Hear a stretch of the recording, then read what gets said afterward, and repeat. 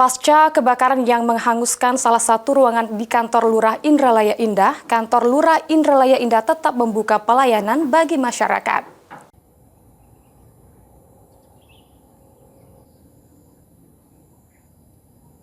Pasca terbakarnya kantor Lurah Indralaya Indah yang terjadi Sabtu 14 Juni 2025 lalu, kantor Lurah Indralaya Indah Kabupaten Ogan Ilir melakukan pembersihan dan tetap buka.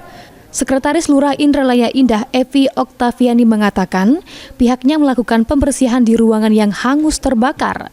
Setidaknya satu ruangan staf pelayanan hangus terbakar beserta peralatan komputer, printer, meja, dan lainnya.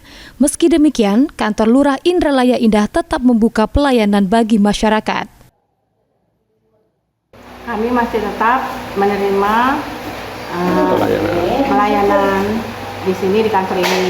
Tapi untuk penyelesaiannya masih kita handle sampai peralatan operasionalnya sudah ada, maksudnya. Terbakar semua peralatan? Iya, habis terbakar semua. Apa itu untuk komputer? Komputer, CPU, printer terutama. Ahmad Romawi, PAL TV.